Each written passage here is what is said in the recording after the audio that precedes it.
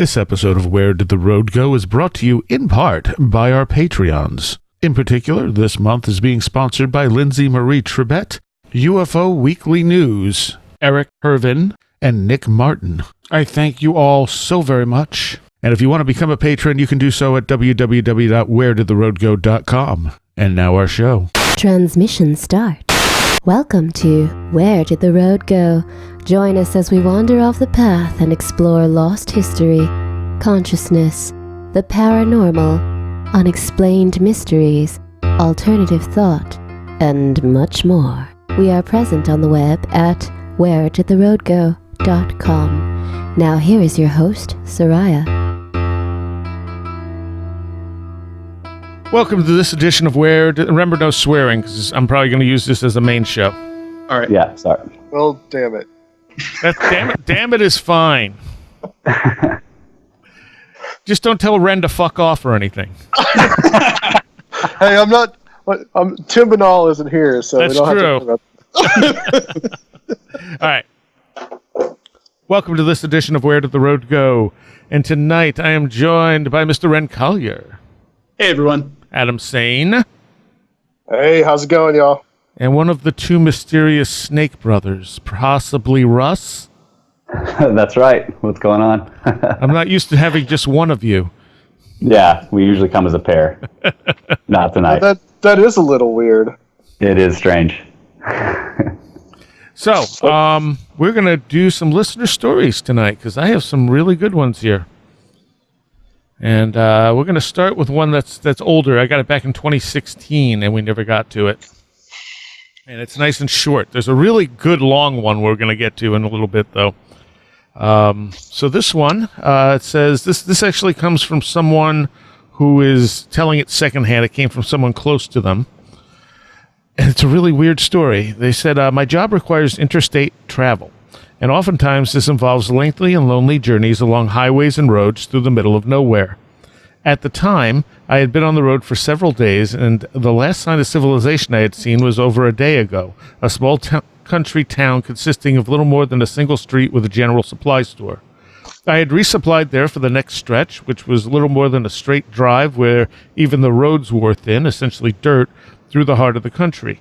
I would see little of anything apart from empty plains and dense stretches of deep and dark bushland until I reached the next state. After hours of this drive, I began to feel tired and, not wanting to risk a micro-sleep, decided to pull off the trail onto a small open clearing next to the bushland. I began to doze off. I awoke some time later and was immediately startled by the unfamiliarity of my new situation. I was in another opening, but now was surrounded on all sides by deep and thick forest/bushland. My car was intact, almost as if I had been brought here. I jumped out of the car to see where the hell I was, but noticed a man at the boundary of the clearing, 30 meters away or so, or at the tree line, looking at me. I was distant from any hint of civilization, so I immediately worried as to what this was. He began to scream, "Over there! Over there!" pointing a finger toward a house at the edge of the clearing, alone, deep in this forest. He seemed to be indicating a window in the upper story of the house, which was otherwise empty.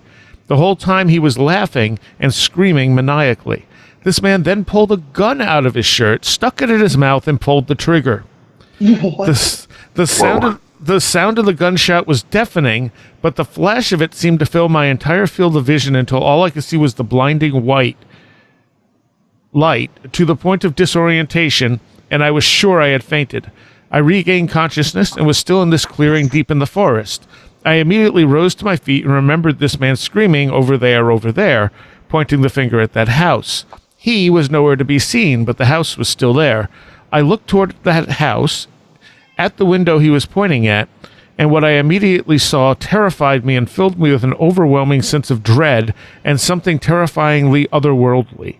That man was there, in that window, but he was upside down, grinning at me like a maniac, almost as if gravity had inverted in there. I immediately got in my car and drove off, terrified and hopelessly confused as to what had just happened. Unbelievably, it still functioned. After some unknown amount of time, I reached the road again. I checked my map and the time, and my heart sank. I was dozens of miles from where I had originally pulled over for a nap, and over 12 hours had passed. I still don't know what happened to me that day, and I rarely talk about it. I've considered the possibility of some ghostly encounter, but a more disturbing possibility enters my mind that I may have had some sort of time slip into a parallel dimension which simply doesn't operate in any way we understand as logical. That was Wow. intense. That was intense. That's Yep. one of the most intense I have heard on this show. Yeah, really. Wow. That's like something out of a horror movie. Yeah, but it's so weird. It's not like a typical horror movie. Sure. Well, he's got some. I mean, he's definitely got some missing time there. Mm-hmm. So, I was gonna. What I was thinking while you were reading it was almost like the guy yelling over there, over there. Did he have some kind of, or see some window into something, an incident that might have happened previously, like a time slip or something like that? Yeah, well, that was one of the things he was wondering. Yeah. Well, See, the that's thing what I was thinking too. The thing that stands out to me, though, is the guy upside down. Like, that is the most strange. That's the strangest detail in the story to me. Mm-hmm. Mm-hmm. Right. And it That's reminds me, great. the first thing I think of is the tarot card of the Fool. I don't know why that comes to my mind, but, Uh-huh. it's the guy hanging upside down. You're Right. thinking of the Hanged Man. Right. Yes. sorry. Yes. Yeah. Did he have his leg crossed like that? Did he say? Yeah, no, So I it don't. was I don't a- know if you could see so- him. Yeah. Weird. Did he say that he was like falling or like he woke up and saw this, or because Yeah, I mean, he fell asleep. yeah, I mean, part of me thinks it sounds a lot like sort of like not a sleep paralysis experience, but like the kind of like weird fever dream you can have when you're half asleep, half awake, and sometimes you think things are going on around you. But I mean, it was so dramatic that it's hard to believe that it was all just a dream. But I think it's important that he was in that sort of in between Yeah. sleep and awake state when he saw this. Well, he Yeah, also they're could have been in an altered state of consciousness of some yeah, sorts too. that's what I'm getting at. Yeah. Yeah. But something that dovetailed with ours since he drove out of it. Yeah. Yeah. Well, he could have come out of that altered state, possibly. I mean, it really sounds like that's what it could have been. But what I was thinking more, not necessarily a time slip, but maybe like a residual haunting or something like that. Maybe just something that plays on a loop that's there in that environment, and maybe in whatever state that he was in, he was just able to pick it up, possibly. Yeah. That's what it sounds like. But then, what is the whole thing with the guy hanging upside down? There obviously seems to be, in that case, there almost seems to be some kind of malevolence there. Does he say where this was, or like the general area this was? No, he didn't. Hmm. Just middle of the country. I mean, because he said he was down the middle of the country somewhere, heart of the country. Australia. He was referring it to the woods as the bush. Is that right? No. Okay. I Must have misheard. think it was from the U.S. Okay. He said he was okay. Now I got to find it. Canadians refer to it as the bush too. So Okay. Forest bushland is what he said. On all sides, he said I was in another opening, but now surrounded on all sides by deep and thick forest / bushland. let me. Wow. Yeah, is there symbology in the upside down? Yeah, it makes you wonder. Just if he's having some kind of waking dream, is he seeing some kind of archetypal image or something like that? You know, or is something more like trying to get his attention? Yeah, and then there's the like suicide thing too. It's just weird. Yeah. Oh, yeah. That's what I was going to ask. When the guy pulls the trigger, does he like blow his brains out right in front of the guy, or? Yeah, and then he said the flash was so bright it made him pass out. Yeah, that's very strange. Yeah, that did not go where I expected it to go when I was reading this. You know. Right. Well, Yeah, see, it if says I believed. the man pulled out a gun out of his shirt, stuck it in his mouth, and pulled the trigger. The sound of the gunshot was deafening, but the flash of it seemed to fill my entire field of vision until all I could see was the blinding white. Huh. You know, if Okay, I so he didn't actually see the guy blow any brains out because the flash just overwhelmed him. yeah, I guess. if I believed in alien, in like true alien abduction and the idea of like screen memories, that's almost what that sounds like. Yeah. Especially with the missing time involved. Yeah, yeah. What do you mean if you believed in alien abductions? Oh well, nothing is like nothing physical is actually going on. Yeah. I think something physical can be going on. I just don't think it's aliens in the Well, yeah, sense exactly. of things here from coming here in a nuts and bolts Right. craft. If they're alien, they might just be alien, but they're still here with us. Yeah, well, that's pretty alien. Whatever happened to him? I mean, That's true. That's just weird, man. What a crazy story. That's interesting. I'm just curious about the phrase "over there." I just plugged it into the New English Kabbalah just to see what it equals, and it equals 144. And some of the values that also equal that is death. This is another king, and what was the other one? I think the forest. Well, Is those this all the- fit. Is this the Alan Greenfield gematria? Yeah, it is. 144 is also a processional number, so that's cool. Oh, interesting. Yeah, I don't know if it has any relation, but I don't know. Anytime I hear like something, an entity in some of these experiences say something, I always look it up in this to try to see if there's anything that makes sense. I wonder Ren, just as an aside, since all these entities usually say "don't be afraid," I wonder what that means. What that entails. Do not be afraid. I mean, that's an interesting one too, because that's also like the comparison I always make to that, like when Injured Cold tells Woodrow Derenberger not to be afraid. I think doesn't he literally say like "be not afraid"? It's something very similar to that, but I mean you hear this a lot in the contactee literature too. Yeah, well, I mean, you hear it in the Bible as well. Yeah, you hear it in the Bible a ton. That's exactly the parallel. Yeah, when the angels, I think Gabriel, appears to the shepherds in the field to let them know about Christ's birth, the first thing he says, be not afraid. Yeah, that's the biblical version of "we come in peace," right? Yeah. Well, just either that or the angels are just so terrifying to behold that they have to be like, hey, hold on, don't freak out. Yeah, that's what I mean. That's what I mean. If I was this guy, I know that he was really freaked out, and rightfully so. But I wonder if he ever followed up with anybody, asked anybody in that area about that house, or is the house actually there? On. Yeah, like what is there a history to this? Yeah, what did the guy look like? Yeah. And like, was he wearing an older style clothing? Was he, all these kind of questions that was he that wearing he doesn't flannel? really address. Yeah, was he wearing flannel? Exactly. Yeah. Well, the That's person what the gun was the gun a flintlock. Yeah. the person who sent the story wasn't the person who had the experience. It was someone close to them. Okay. So they were just relaying, The other strange thing that's happening to me with this is I feel like I've read or heard this before somewhere. And I don't know. I mean, I have no idea where. But once you got to the part where the guy was upside down in the window, I was like, yeah, I remember that from somewhere. But it was a story just like this. It wasn't like from a movie or anything. It was a recounting of somebody's experience. Interesting. Maybe it got shared somewhere else. Yeah. I mean, this did get sent to me in 2016. Okay. Which is years ago. I don't know how many. That guy stopped listening to Where Did the Road Go because he's like, I just give up. I can't. He's never going to read my story.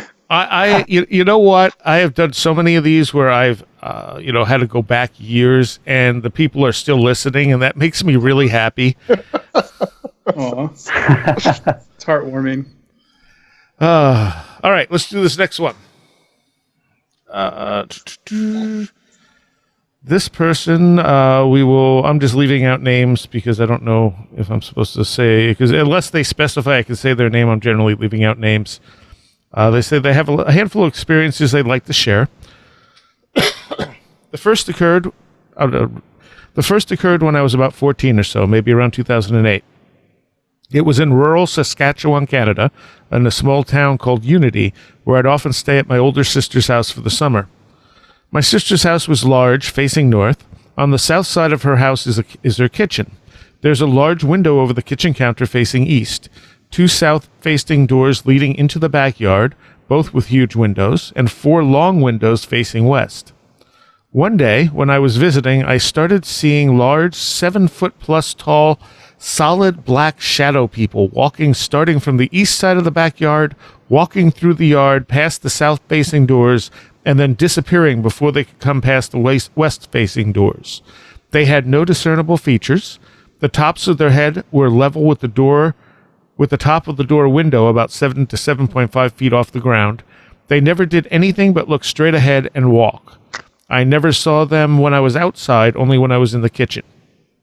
At first, when I saw one come past the doors, I thought someone was in her yard, so I ran out to check, but of course no one was there.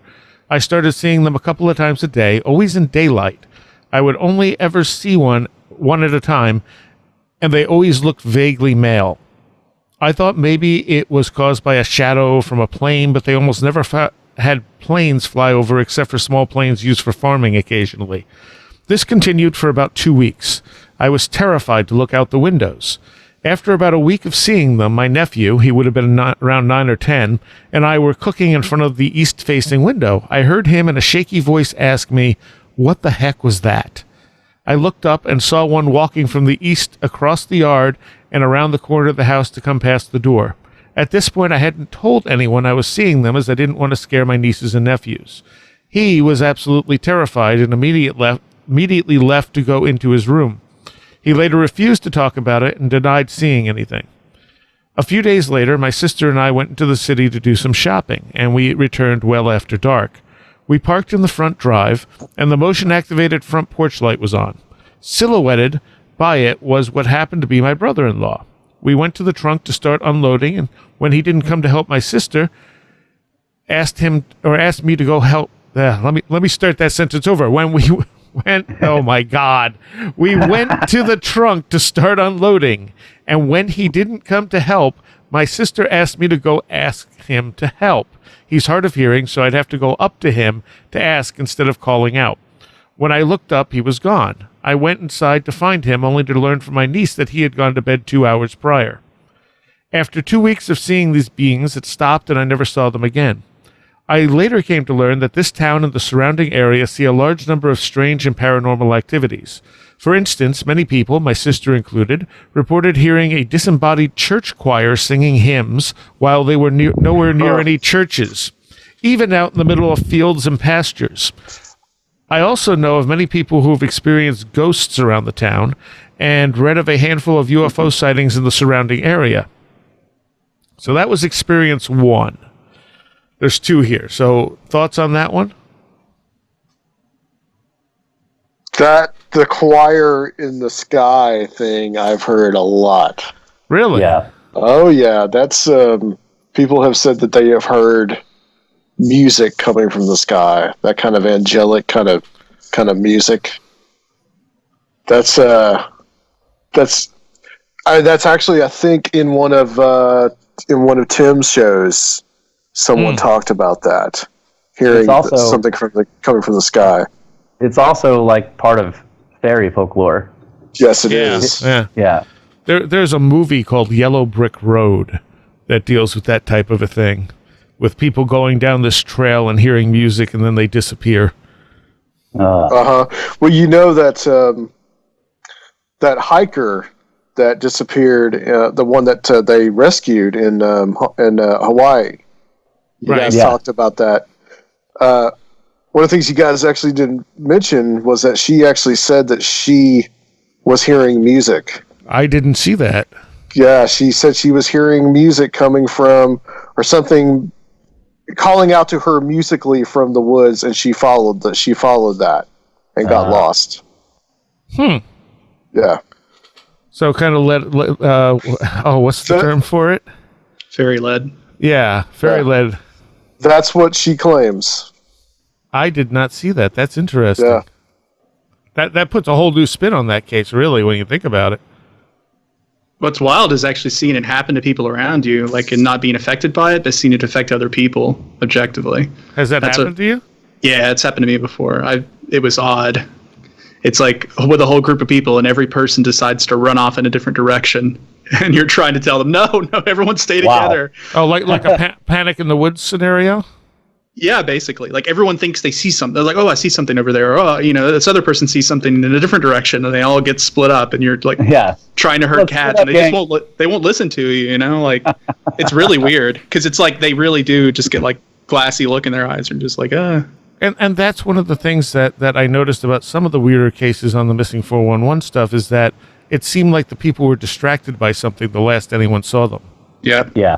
It's exactly, I've seen it happen, and it's exactly like that. Luckily, nothing happened to anybody I knew. They just kind of all, ran off, and I talked some sense into most of them, but no one disappeared, thankfully. Yeah, I've never heard anything or had somebody hear something that I didn't, but we've definitely had it where somebody smells something really strong and no one else does, or I have smelled something really strong and no one else could smell it.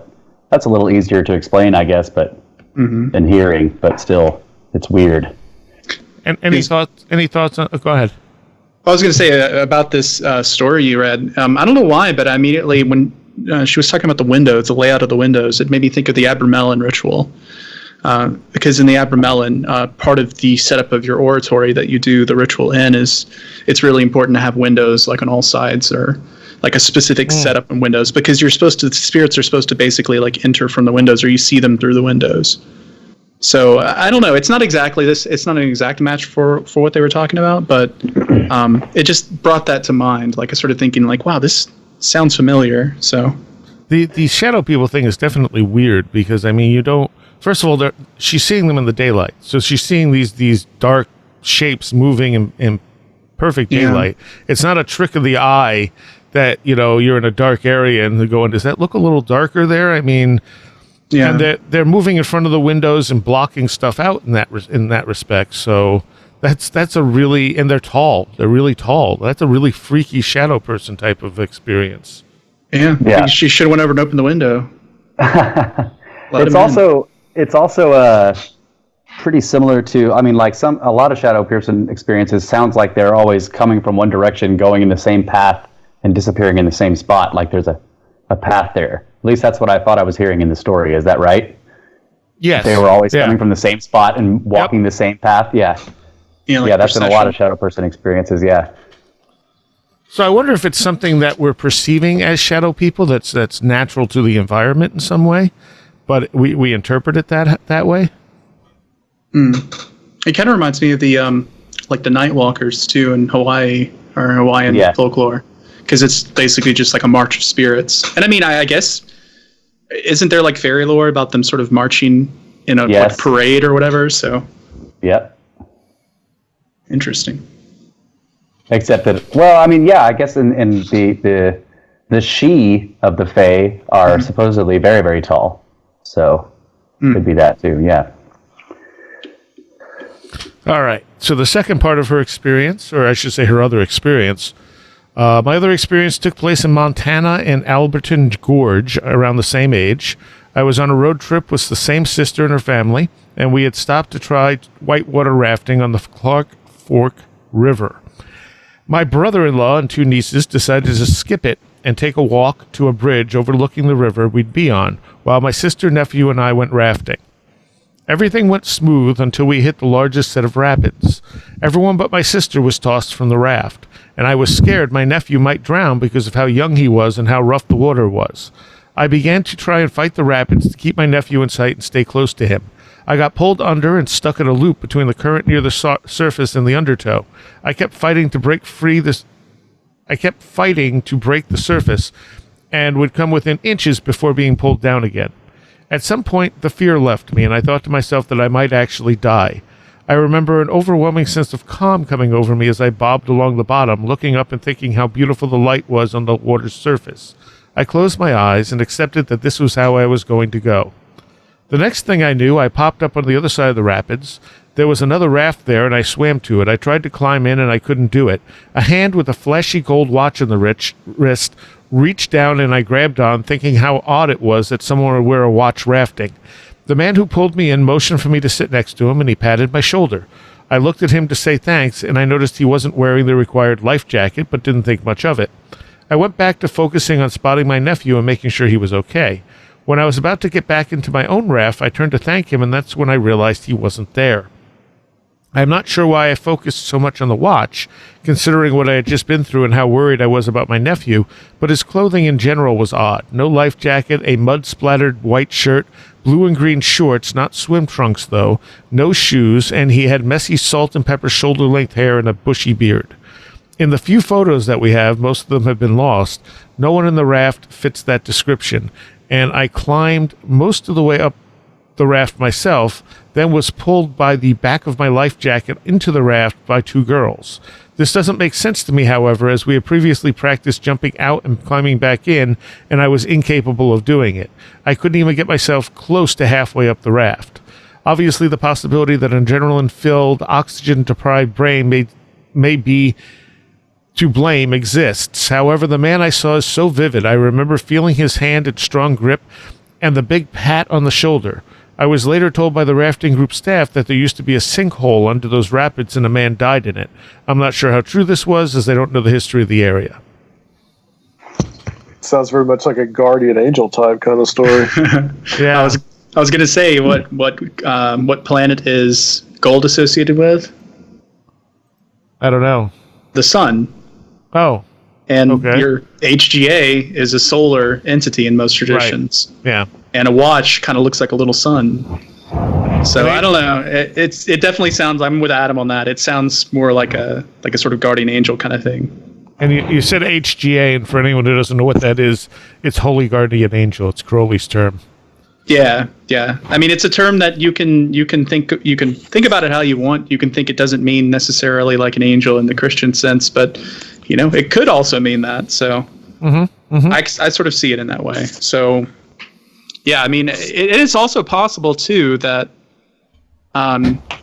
she say like she was told.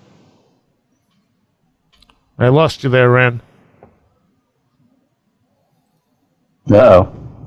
There, can you hear me now? Yeah, there you are. All right. She was told what?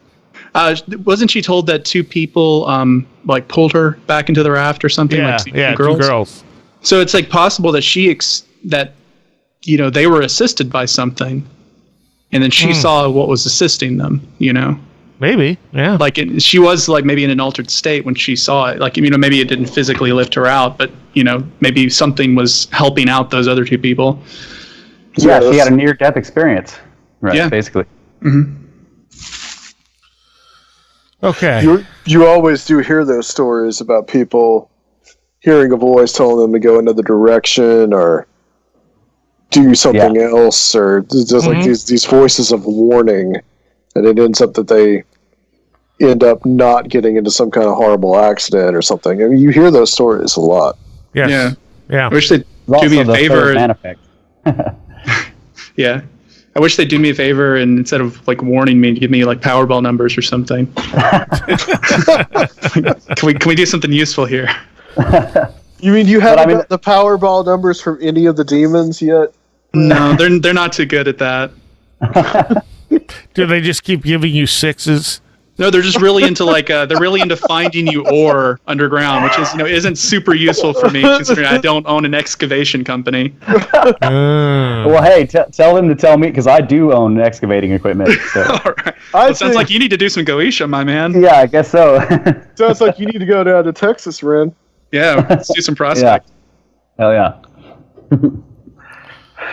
But I was going to say that the third man effect, I know this is not really how that works, but that is a possibility. That the whole guardian person that shows up and helps you through like some extremely hard or difficult physical time. The third man effect coming from the what's the guy's name? Shackleton, across the Arctic, trying to save his men when they were frozen in the ship. right? And like in his journal and the journal of his first mate, as they were like walking on foot from where the ship was frozen in the ice to the nearest station, they both wrote of the third man who was with them, who kept waking them up and shivving them on and making sure that they didn't pass out and die. Oh, and there was no third man with him. So the third man effect, I mean, it manifests with people who get caught in avalanches and, you know, all kinds of stuff like that. So. Yeah, I mean, Robert Monroe had an interesting idea in that aspect because he, sorry if this is going to spoil the third book for anyone, Ultimate Journey, but throughout the first three books in his sort of trilogy about his out-of-body experiences, he has experience of having sort of like a guide. Sort of like a holy, you know, sort of like a guardian angel that sees him through his travels and stuff. And what he sort of finds out in the end was that it was like literally himself from like the future, basically, like going back into the past and showing, you know, his past self how to do certain things, because he ends up having the experience of going back in time to help his past self. And he realizes, oh, it was just me the whole time. I was helping myself. That's cool. That is a guardian angel type of thing. Yeah, and that's what it could be, you know. Who knows what the HGA is? It could be yourself, you know, just in a higher state, or yourself in a future spot. You know? I think that's what Crowley identified it as. It's your higher self, basically. Yeah, he definitely saw it that way. Yeah. Could the idea that in Shackleton's story, where you have two guys walking along the ice, that in a sense, what they're creating is almost kind of a form of tulpa that is between the two of them, that allows them to keep going, in a sense, almost like some kind of weird supernatural psychological coping mechanism. Like they needed to have him there, and so he appeared. Right. So they jointly created him because they were already relying on each other to survive. Mm-hmm. So was he created somehow, and that by their subconscious to allow them to do that? That's a really cool idea. And based on their journal entries, they would not have made it without the efforts of that third person, making sure that they didn't sit down for too long and die of hypothermia, basically. Yeah. All right. So this one's a little long, but it's really interesting. And they specifically didn't want their name used, so that helps. They say they are writing today to share an experience that they had over 11 years ago, and has stuck with them throughout their adult life, and that they can't explain to this day. Okay, so he says, I'd like to give you a bit of background information first. The four of us grew up in rural Iowa, about an hour and a half from the nearest major town. Our community was built on farming and hunting. I, if you want to call me C, and my friend D were, and remain to this day, avid outdoorsmen. I'm talking serious. We fished nearly every day of the spring and summer, as well as many nights. We hunted everything from deer to squirrel to rabbit to goose. My mother used to joke that we spent more time outside than we did inside. In the winter, we ran a 4-mile trap line every day at about 4 a.m. before school, and then again around 5 p.m. We pride ourselves in our knowledge of local flora and fauna. I now work for our county conservation department, and D still runs his trap lines, and we night fish pretty often. Our third friend T loved the outdoors as well, but didn't dedicate nearly as much of his time to hunting as we did. However, I still consider him well versed in our local wildlife. And the final of our tight-knit group, J, wasn't much for the outdoors other than the occasional camping trip, and I suspect he enjoyed those more for the typical high school boy escapades involved with those trips. My point in all this is that Dee and I intimately know every animal native to this area, their typical patterns and behaviors, and what would push those animals to break from those behaviors. Additionally, I grew up on a farm, which will be the setting for this experience, so I know very well livestock behavior. My family farm was about 6 acres and was surrounded on 3 sides by corn and soybean fields. On the 4th side was a gravel road, and across from that a modestly sized wooded ravine. Our property was mainly open pasture for grazing sheep and cattle, with some standing trees about 60 yards deep that ran across the west edge of the property as a windbreak. At the time of this event, I was 17, and we had sold the small number of cattle and sheep that we had, as financial issues were pointing toward the possibility that we may have to move. By July of 2008, there had not been livestock grazing on our property for nearly 5 months, and the native grasses as well as weeds and invasive plants such as multiflora rose had reclaimed well over 3/4 of our pasture land. This made the pasture a very native-looking area by this time. On the day in question, DT and I had been fishing local lakes and rivers since about 5 a.m. Jay called us around. Well, he's using 24-hour thing, and I'm not going to figure this out as I go, so I'm just going to read it as he wrote it. Jay called us around 16:30 to see what our plans for the night were. Given the 4:30. Thank you. Given the high temperatures that week, we hadn't had much luck fishing other than a couple of catfish. Dee and I came to the conclusion that night fishing might be worth giving a shot that evening, so we told Jay we were going to come to his house and relax until later when it cooled off. Then we wanted to go night fishing. The three of us arrived at Jay's house, and due to our early start, it wasn't long before we were all falling asleep on recliners and couches. I mention this because Jay and the limited number of others that we have shared this experience with argue that the long day that we had in the heat, resulting in us being very tired, may have been a factor in what we experienced. Maybe it did, but given the fact that DT and I napped from about 17:30 until almost 20. Oh, boy. What are they? 5:30 to 8. Okay. I don't feel as though exhaustion were a factor. Of course, I could also not rule it out completely. At about 20:15, which would be 8:15, am I right? Yep. All right. All four of us left Jay's house and set out for my house. Initially, this guy must be ex-military or something. Yeah, he's military for sure. He's got to be. Yeah. Initially, our plan had been to go directly to a farm pond that we planned to fish, but Jay did not own a fishing pole, and he had to decide, decided that he wanted to join us. Okay, that wasn't written quite right. As I had several extras, I offered to allow him to use mine. About 5 minutes later, we arrived in my driveway and approached my front porch. My parents were already in bed. They both left for work around 4 a.m., so I left the guys on the porch and crept in to snag a couple of extra poles. By the time I came back out, the others had reached the conclusion that we needed to find someone to buy us some adult beverages in order to enhance our night fishing experience. So the search began.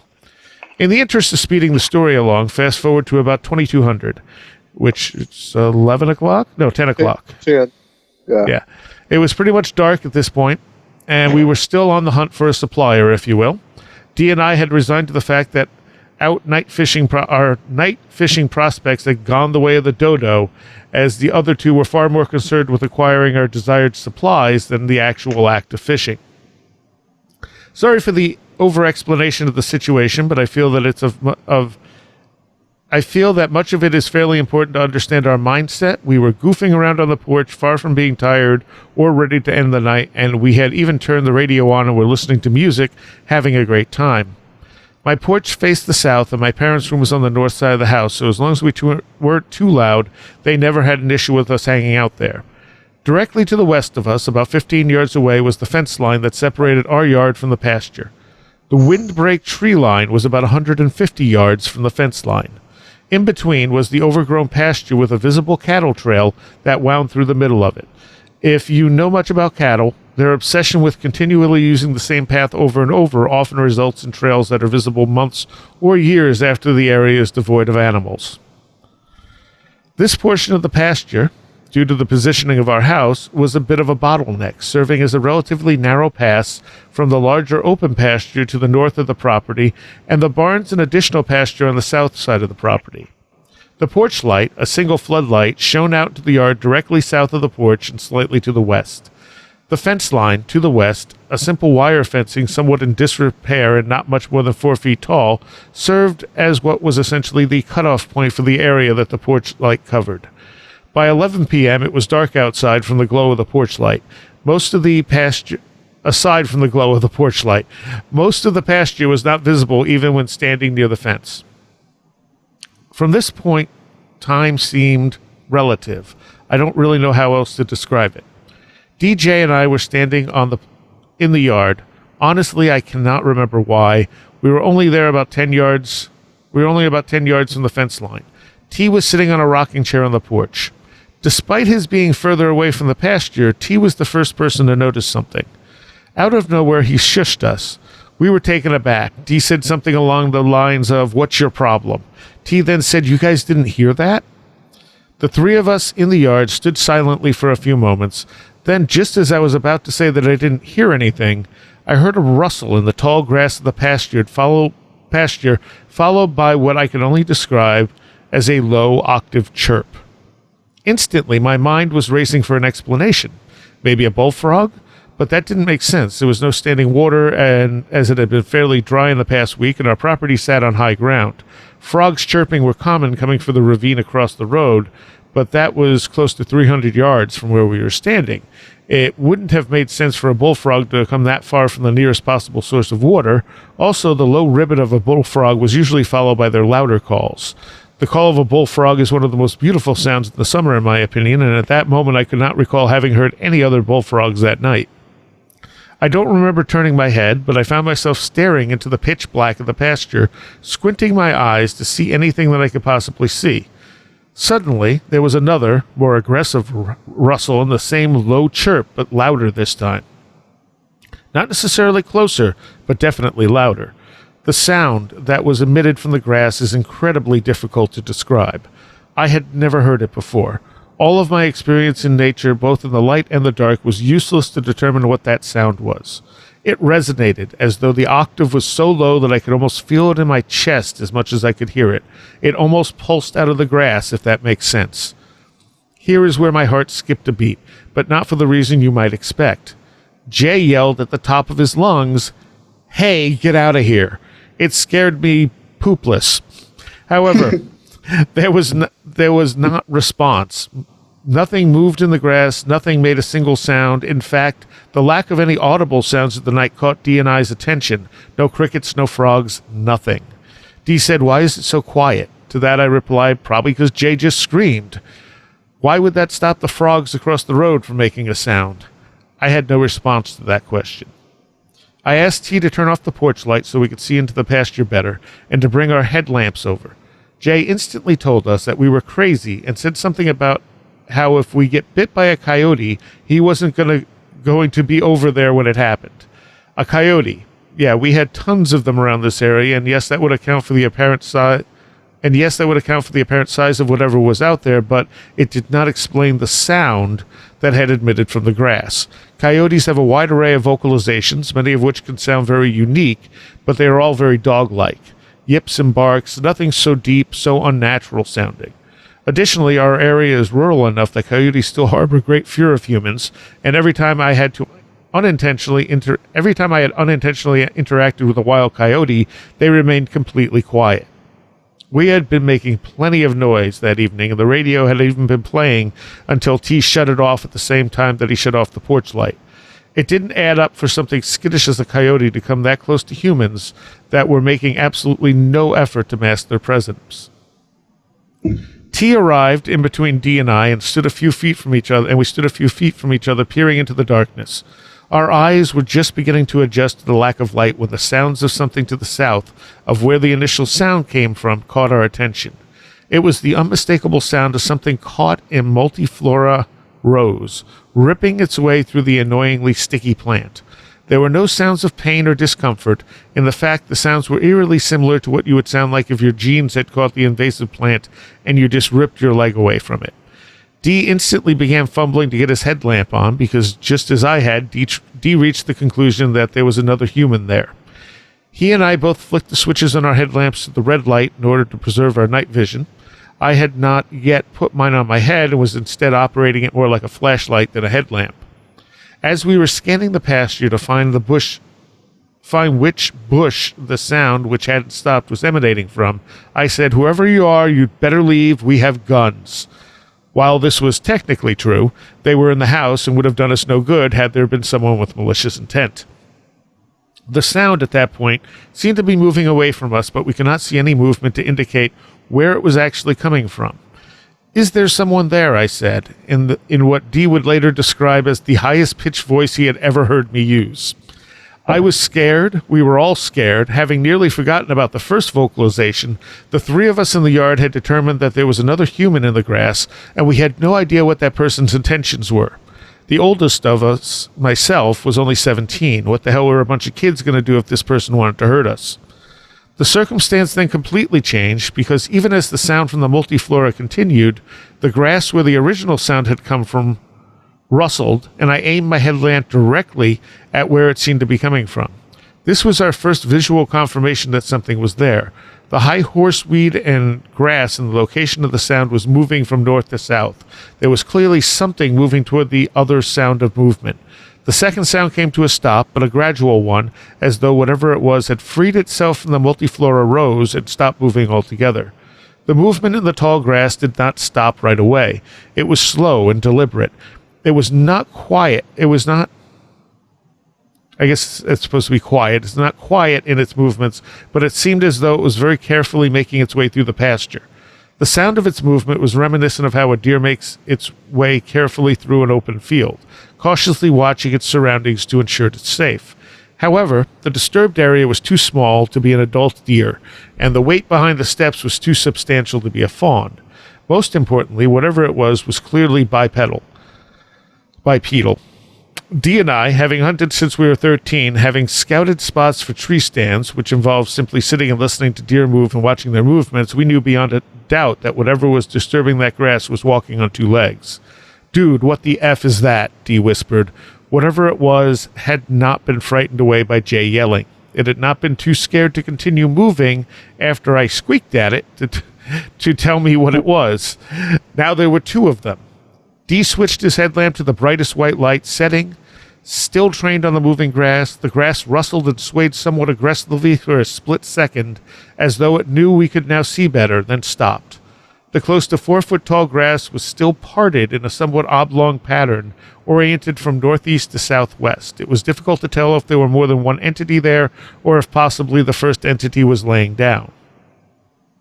T said, "Throw something at it."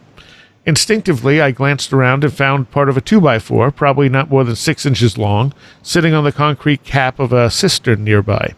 Now, I'm unsure why hurling a piece of wood at an unknown entity seemed like the best course of action, but that's what I did. Bear in mind that I am an outdoorsman, not athlete, so I missed. But the wood did land about 3 feet east of the depression in the grass. The entity instantly responded with the same low chirp, but quicker. It almost sounded startled. The grass rustled aggressively, and the entity moved directly north toward a patch of tall horseweed and immediately stopped once it had arrived there. The same heavy bipedal footsteps coming from the area as the last time it moved.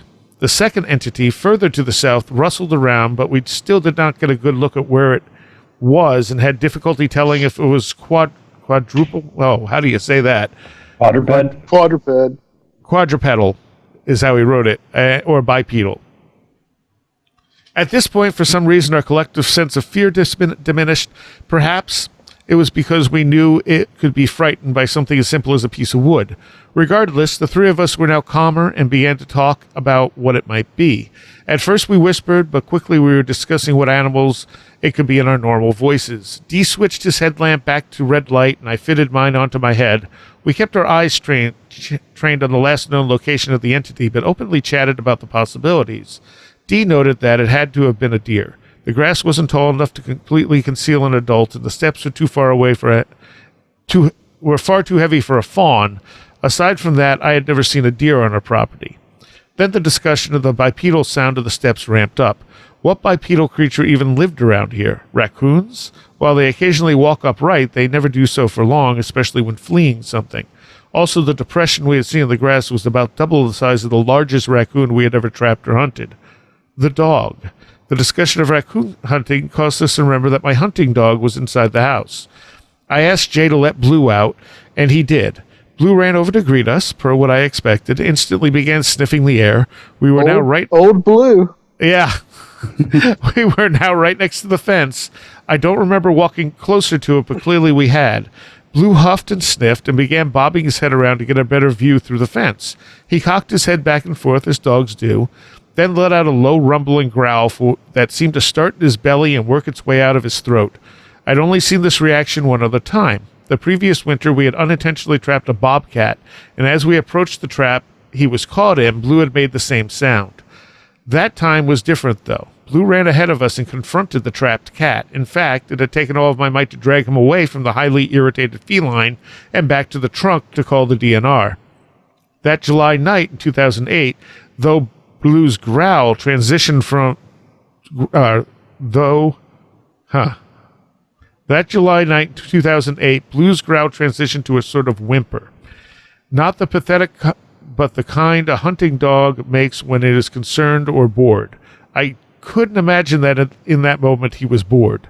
The seasoned hunting dog made the same growl, transitioning into a whine 3 more times before jogging back to the porch, still peering into the pasture. Well, that was weird, Dee said in a kind of disconcerted chuckle. And it certainly was. Had it been a raccoon or really any game animal, we would have likely had trouble keeping Blue from hurdling the fence. Those who have owned hunting dogs, specifically coonhounds, know how excited they get when presented with the opportunity to chase game. "Hey," I yelled into the pasture. "Nothing." I probably should have mentioned that our yard was slightly elevated in comparison to the pasture. It was about a foot higher. That gave us a vantage point that allowed us to see the shape of the depression that had been in the grass and allowed us to see where the old cattle trail that weaved through the middle of pasture had been. The path was about a foot to the east, closer to us, of the horseweed we had seen the first entity go into. We were now anxiously conversing about whether or not the entities were still there, and not in hushed tones. Then the second entity moved. It rustled around the grass, and I shot my head toward the sound while simultaneously pressing my finger to my lips to hush the others, as if they weren't already dead silent. We couldn't see any movement, but we could now hear footsteps. They were lighter than the first entities had been, and were initially bipedal. Oh man, why do I have such a hard time with this word? And were initially bipedal.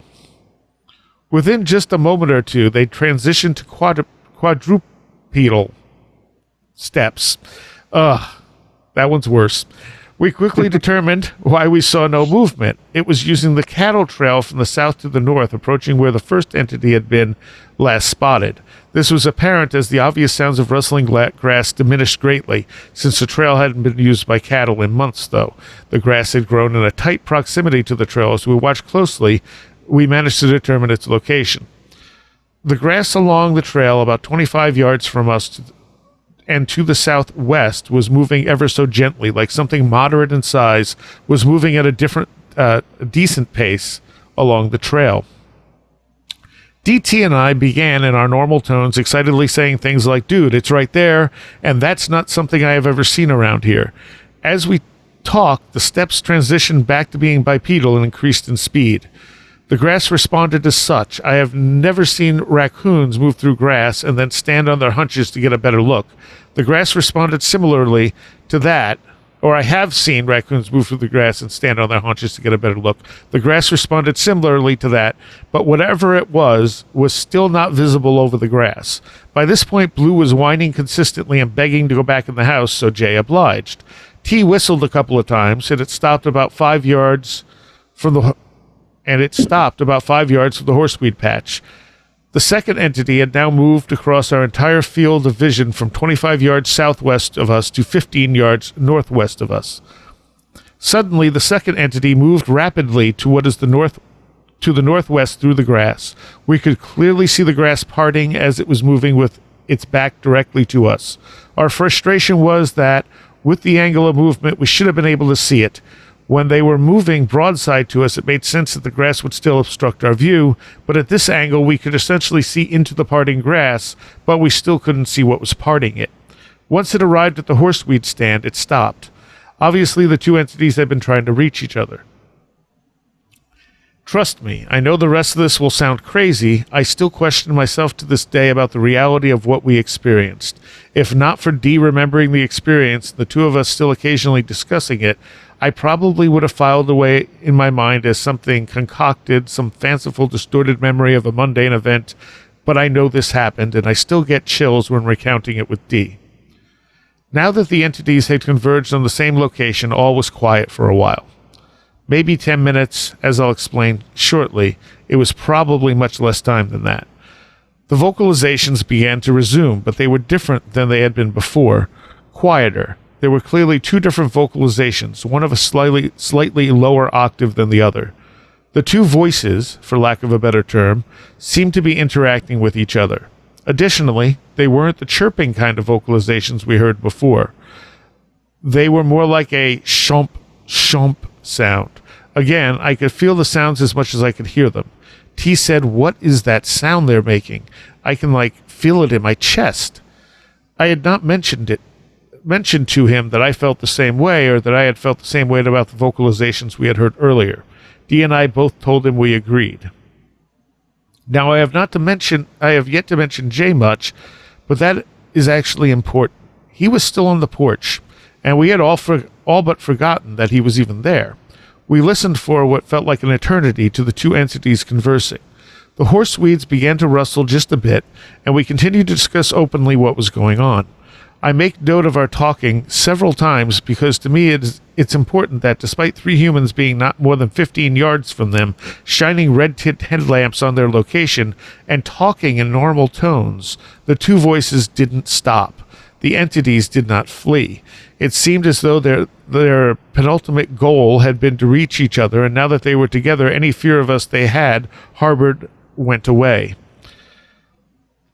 The vocalizations were growing louder, almost matching our volume. Again, not closer, just louder. There was no clear pattern, and they never happened at the same time. It was as if they were carrying on a conversation. Suddenly they stopped. Everything seemed to get darker. My field of vision narrowed to just the spot I was fixated on. Then, I think, my headlamp went out. That's what appeared to happen, at least. The red light that I had been using to watch the horseweed patch was no longer illuminating it. I'm explaining it like this because, as I said, my field of vision had narrowed, so I don't actually know if my headlamp went out or if I blacked out or at least temporarily lost my vision. I say that because I could hear what happened next, and in my experience with individuals who are blacked out, they can't still hear what is happening around them. I guess I just don't have a great explanation for why I could no longer see what I was looking at. It was a clear summer night. There had been stars in the sky, but I cannot recall if I could still see the stars or not. Dee says that he could, which leads me to the conclusion that our headlamps went out. The obvious sounds and movements erupted in front of us, louder and far less subtle than they had previously been. There were two distinct sets of bipedal footsteps. They didn't seem to be moving toward us, but they were definitely moving. Despite the lack of light, I still strained my eyes, trying to get a look at what was moving, to no avail. I asked if the other two could see them, but if they answered, I either couldn't hear them or I don't remember what was said, and neither of them remember me asking that question at all. It was in that moment that both voices made the chirping call. This time, both were so low of an octave that I got a sensation similar to the moment a roller coaster begins a steep drop. This happened 3 times that I recall. The two entities were not making the sounds in unison, but they no longer seemed to be communicating with each other, but rather with me, with us. I was afraid, but I did not feel threatened. I could feel that they were trying to convey information to the three of us. I just couldn't be sure what. The footsteps continued toward what seemed to be the south. An unusually cool breeze slowly moved over us from the south, and within moments the footsteps faded away. I do not know if there had been a breeze prior to that, but what I can say is that I was not aware of it until that moment. The chirping then grew quieter, again, not further away, just quieter, until I could no longer hear him, and the entities were gone. I thought I had turned my head in the direction that steps had seemed to be moving, but when either my vision returned or my headlamp came back on, I was still fixated on the horseweed patch, as was Dee's headlamp. The three of us stood there silently for a moment, then looked at each other. "What just happened?" T asked. Dee and I both just shrugged. We had no idea. "What are you talking about?" Jay asked from the porch. Immediately, I asked him aggressively if he had seen or heard any of that. He claimed he had not. Jay claimed to have heard no more than some rustling earlier and some bullfrogs. I said something about how there is no way, for as long as we have been over there and listening to the movements and sounds in the pastures, that he didn't hear that. That was when Jay informed us that we had only been out there for about 15 minutes. He did not recall yelling at the entities, letting Blue out, me throwing the block of wood, or our lights going out. What in my feeling had amounted to over an hour of experiences and interactions had all happened in just 15 minutes. Maybe it hadn't happened at all. T and D both remembered all of it. We talked about it for the next couple of hours. Jay left, clearly frustrated with us early on. He insisted that we were just trying to freak him out and that we were being a-holes. The three of us knew this happened. We undoubtedly experienced the same thing. D remembered a couple of things that I didn't like. An orange light emitted from the patch of weeds moments after our lights went out. T didn't remember the breeze, but despite those discrepancies, we all agreed the experience had been the same, essentially, and for that reason was not a figment of our imaginations. We parted ways about 1 a.m. and I went to sleep. That night I had a dream about the experience. In this dream, as the experience was replaying nearly to a T, except all of the times where we couldn't see the entities were replaced with a roughly 4.5-foot tall, hairy, maybe furry, bipedal, hominid-esque beings. They had no faces, just darkness, with small orange-colored pins of light with where I can only assume would be their eyes. The dream made me feel more comfortable with what I experienced, but I can't exactly explain why. I woke up the following morning ready to recount the experience with my family and the guys again, as my parents were already at work. I got in my car and went to Dee's house, the closest to mine. Dee came out of his house and sat on the hood of my car. He then informed me that he had had a dream about the experience. Intrigued, I prompted him to recount the dream. He said it was pretty much the same as everything that happened, but there were these little dudes with orange eyes. I was utterly baffled. His dream had been precisely the same as mine. I told him this, and his bewilderment matched mine. We had no idea how this could have been possible, and were now curious if T experienced a similar dream. I called him on my cell phone, but he didn't respond, which was not out of the ordinary. We decided to show up at his house. When we arrived, he was walking out to his truck and stopped as we approached. I asked what he was up to, and he said he was going to his sister's house for a cookout, but was not in a big hurry. Dee then told him about our tandem dreams and prompted him to discuss the previous night's events with us. T got eerily quiet for a moment and said, I don't think I really want to talk about it, and proceeded to tell us he had to leave. To this day, 11 years later, T will not talk to us about the experience. Dee and I gave up attempting to coax him into a discussion about it some time ago. Jay did not talk to the three of us until our graduation day, at our graduation party specifically. Maybe the alcohol loosened him up enough to no longer be angry with us, we may never know. Jay never mentioned the night again. Dee and I still infrequently discuss the event. We still don't really understand what happened. When I told my parents about it, they laughed it off and asserted it was probably just coyotes. And, yep, that is the very lengthy and fascinating story here. That's wow. Okay. There's quite a lot there, Seriah. That's interesting. Makes me think, including the fact that I can't say bipedal or quadrupedal. Oh yeah, I'm not even going to try that one for whatever reasons. The dream aspect of it, that's something you hear about in a lot of those type alien abduction experiences too, where people will have dreams about what happened. True. Then there's the whole time. What would you call that? Elongation? Yeah. When they experience a different sense of time. One person experiences time, the guy on the porch experiences time differently than the rest of the guys have experienced the time. Mm-hmm. And then there's also that similarity with the story that you tell about something coming at you behind the tree.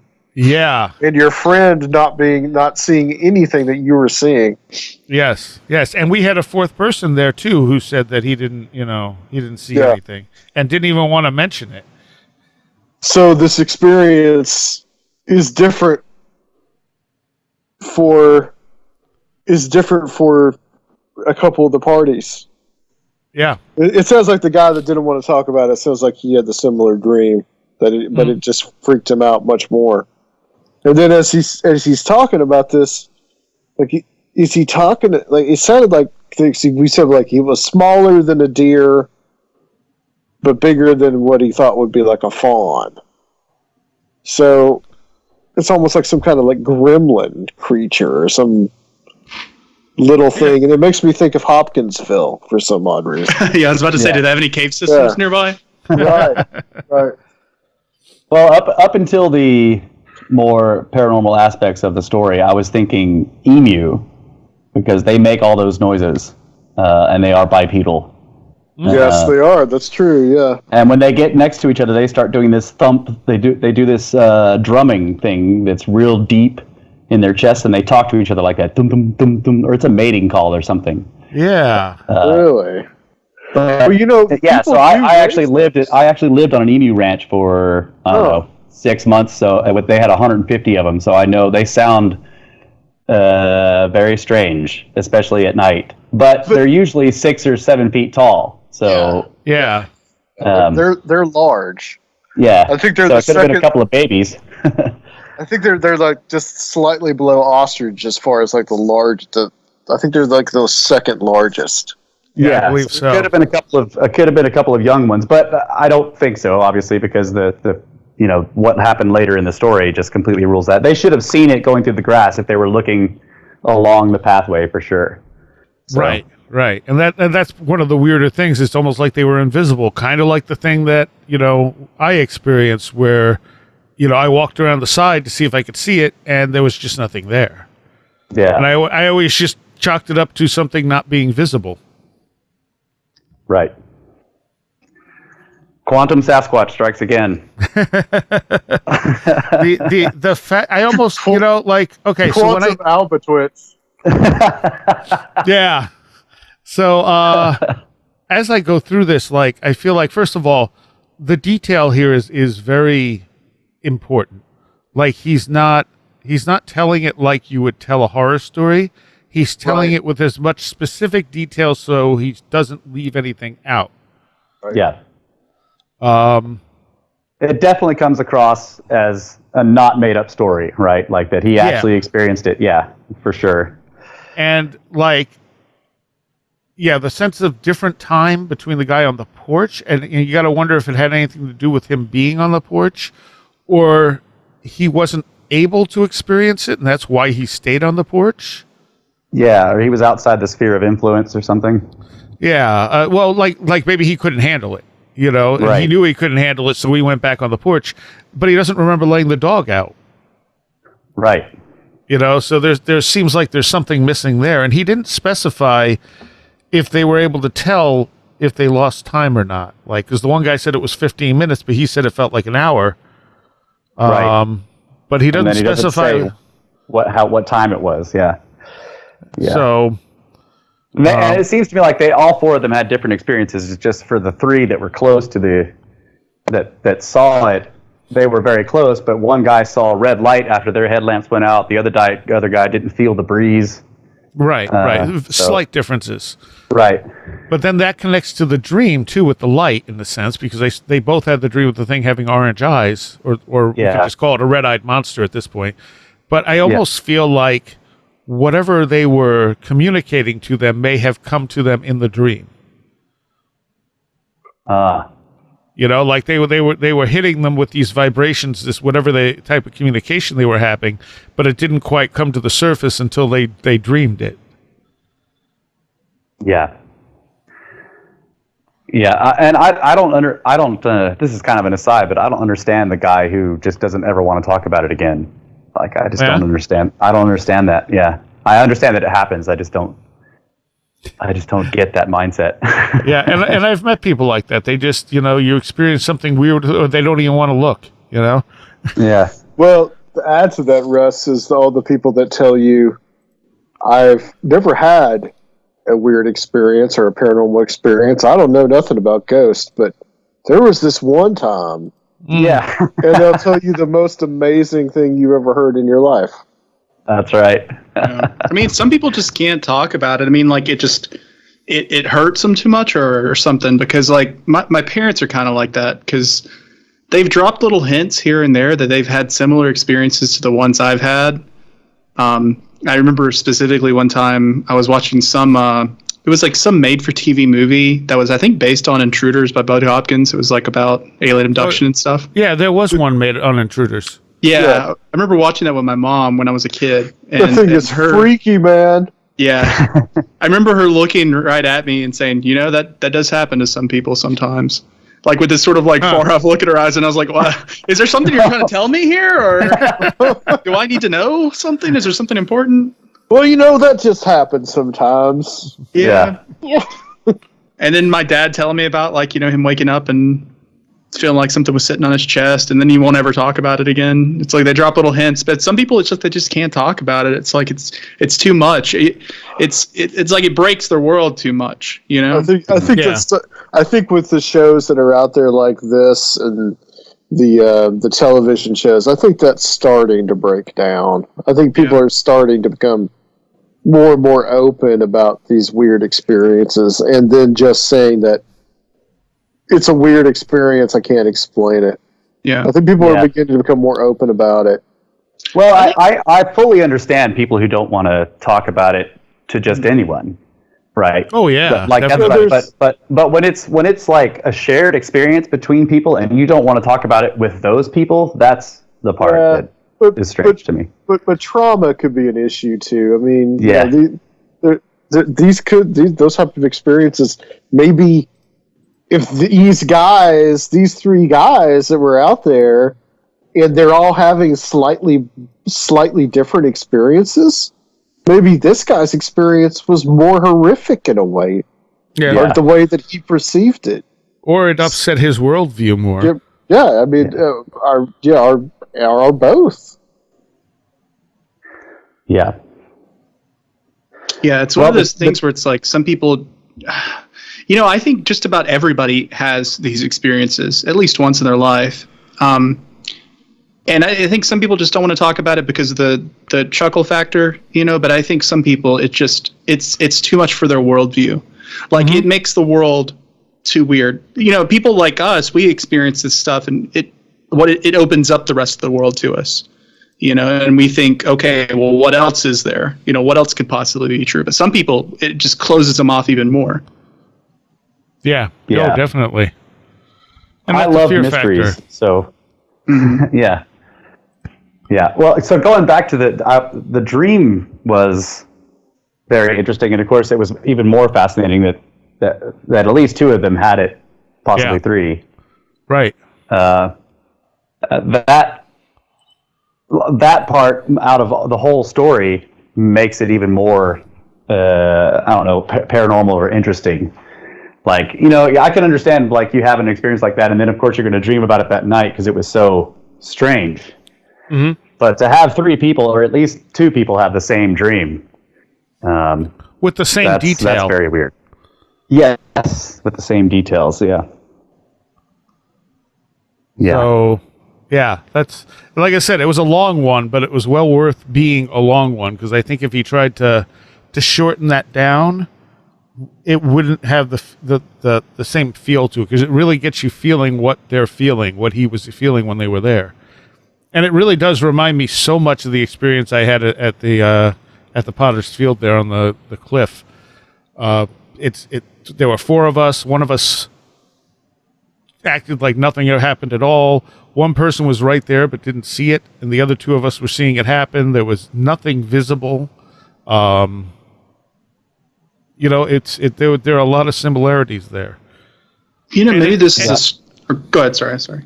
Oh, and there was the loud thumping. Whatever was making the noise was, it felt like a buck. It was shaking the ground. And with them, I mean, they're obviously these things were fairly heavy for them to be able to hear them like they did. Yeah. What were you going to say, Wren?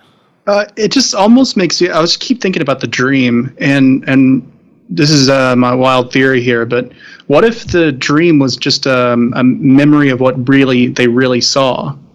Right, I was thinking that too. Yeah. Yeah, and his memory of it is sort of like the other guys. Like maybe their memory of it was affected in some way, like in the actual experience itself. But I'm also not discounting the possibility here that whatever those things were trying to communicate to him in the dream as well. Like you think you were saying, Adam, like they were trying to tell him something, but they couldn't quite understand. And they're like, oh, I guess we better talk to him in a dream. Maybe he'll understand there. Yeah, well, like I say, it may have been that they gave them the information, but it took the dream to kind of like To filter it unpack out. it. Yeah. Yeah. So Yeah. yeah, that's a good one. And I mean, if that's the case, then who knows what they really saw? Yeah, well, that Because- too. Yeah. Because if whatever it was had the ability to give them dreams and to change, I mean, just who knows what they really actually saw? Yeah, co-creation. Right. Um. It also reminds me of, some of the Skinwalker Ranch type stories of like invisible beings moving around in the woods. And of course, there's plenty of stories like that I've read elsewhere, Yeah. where you hear footsteps and you see, see splashes in shallow water or grass moving, and you should be able to see some creature or whatever, but you can't see anything there. And it's also really important that in sort of demonic conjuration or spirit conjuration work, a lot of times that's how a spirit will appear. They won't appear fully visually, but you'll be able to see footsteps, like their presence sort of in the room, temperature changes, smoke, like changes in air pressure, that kind of thing. But you won't be able to physically see them, or you'll see like a shimmering in the air where they are. So do demons or whatever, so those kinds of spirits, will they just sort of show up to people randomly like that? That's what's odd about it. They don't to me. I mean, they only show up Yeah, you when have you're to do doing all this work to call them. Yeah, exactly. They apparently, though, I mean, I guess they must exist out in the wild. Yeah, I know, right? I wish I could just run into one, but I got to do all this dang preparation first and build all these tools. I mean, the shimmering in the air thing I've heard before too. I remember there was a lady. It wasn't a Skinwalker Ranch story, but it was sort of similar to it, where she kept seeing the shimmering like in her backyard or something, and then she ended up having like a dogman sighting. Yeah. Actually, and that Yeah. was, It's like something is trying to manifest itself mhm. in a certain way, and then just thinks that we want to see Dogman for some odd reason. Yeah. Yeah, that's Well, what I want to see. Yeah, I want to see Dogman. Well, Wren, how often do you conjure two? Or you just usually, is it just one?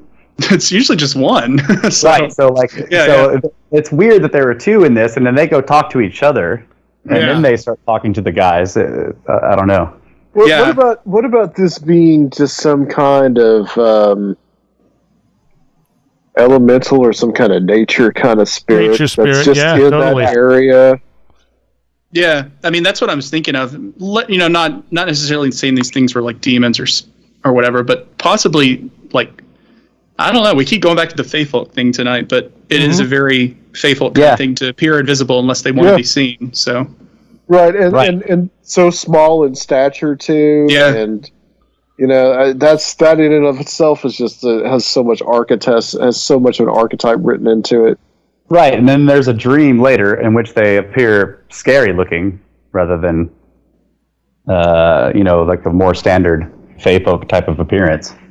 Yeah. So, I also want to point out that this was happening in a somewhat liminal time period for them, as they were potentially losing their farm and they were selling off all their cattle. yeah, that's right. Yeah, good point. Yeah, that's And the liminal time period between trying to go fishing and buying beer. That's also liminal. yeah. So he said, due to the reactions that my family, T and J, had about the experience, we have not really shared it with anyone. My wife has never heard the story, nor has Dee's partner. We don't want fame or even attention. We just want to know what happened, what we encountered that night in 2008, why T may have reacted the way he did, and why J didn't seem to have experienced it at all, and possibly know how the dreams correlate to the experience. Dee and I spent some time after investigating possibilities, but most were dead ends or pointed toward cryptids like grassmen. I cannot rule that out, but our experience doesn't fall in line with most accounts, and grassmen definitely doesn't explain the dreams. Here's the thing about most accounts, and Josh or Tim will tell you this too. Accounts aren't nearly as uniform as the people who talk about them, like the experts who relate these accounts on podcasts and stuff, make them out to be. Oh yeah, definitely. You'd be amazed if you really actually heard the real stories of a lot of people who encounter these things and how weird they get and how different people's experiences are. It's something that I'm hoping Josh and Tim's book will kind of blow out of the water a bit, but the tendency within the respectable cryptid research community is to remove the weirder elements from the stories that they put out to the public. Right. Right. And Definitely. the folklore are very similar across, but that's all folklore as opposed to being actual individual accounts. So. All right, so we are just about out of time. Any last comments on that story? I want to just elucidate a little bit more on the dream thing. Like, it's pretty common, especially like in Greek necromancy, where you are trying to talk with spirits of the dead or your ancestors or whatever, to meet them in a dream after you sort of do the ritual. Like, you don't see them during the ritual, but then you go to sleep on their grave or their tomb or whatever, and then you have a dream in which they talk to you and give you the information you were looking for. So in a sense, like, I tend to think of dreams as sort of a neutral middle ground between you and the spirit world, right? So if a spirit wants to tell you something, or if they want to communicate with you, it's much easier for them to communicate with you in a dream than it is in the physical world, right? Sometimes I feel like it's probably hard to manifest in the physical world unless they have a lot of energy to use. So I second that, and to say that seems to be the appropriate way for them to do it. It's not in a way that's going to scare you or frighten you. And I've had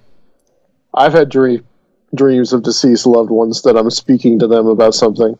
But it's not something that I've done in a ritual. Yeah. Maybe that there's something that is on my mind, possibly, that needs to be resolved. I've definitely had that happen. Yeah, and I think it's important to remember those dreams and to write them down and treat them as real experiences. Don't ever just assume that your dreams are just dreams, that they're not important or that they don't have some deeper meaning. Like, they very well may. Yeah. And you may not realize it right away. Yeah, you may not realize it for years. So, Wren, is that the idea of the Greek idea of the dreams from the gate of horn as opposed to the gate of ivory? Is that what you're talking about? Or is that something else? I'm not sure, actually. I've never heard of that. I got to look that up. What is that? I think I always get them mixed up as to which one is which, but as from what I remember, they thought the dreams came to you through one of two gates, gate of horn or gate of ivory. And one of them was significant, and the other was, dreams about eating a banana on the ceiling or whatever. Yeah, like big dreams and little dreams. Yeah. Yeah, I mean, from what I understand, I've never heard of that, but I don't doubt that that's true. I'll have to go look that up. But my understanding of sort of the Abraham Lincoln chasing you with a knife. That's right.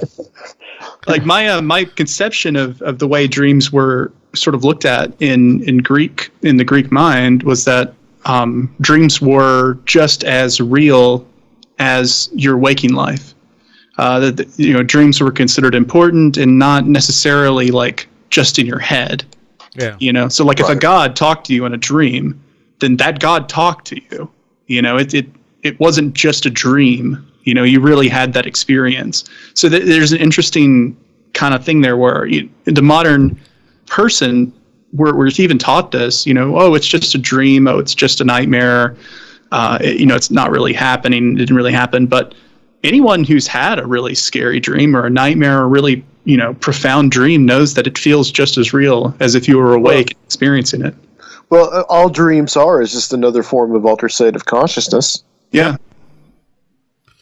That's all it is. Yeah. So we have a couple things coming up here. And one of them, Adam is intimately involved with. Yes. First of all, on October 12th is the Albatwitch Day Festival, and that Timothy Renner is involved with, and that is down in Columbia, Pennsylvania. I plan on being there, so hopefully if all goes well, I'll be able to make that. And if anyone, wants to come hang out, come find me there. And obviously Tim will be there. When is that? That is October 12th. Ah, okay. And Gwen should be there, and I don't know who else. I'm trying to talk some other people into going out to it who are not that far away. And then a week later, on October 19th, what do you got, Adam? We got the Strange Realities Conference here in Nashville on October 19th. And Timothy Renner will also be at that one as well. True. We're coaxing him onto a plane. So, and who else you got? We've got Joshua Cutchin, Tim Banal, a good friend Joe Damari, Mark Anthony Wyatt, Guy Malone, and Zach Hunt. So I've got like 7 speakers, and I'll actually be doing some kind of small presentation to start off the day.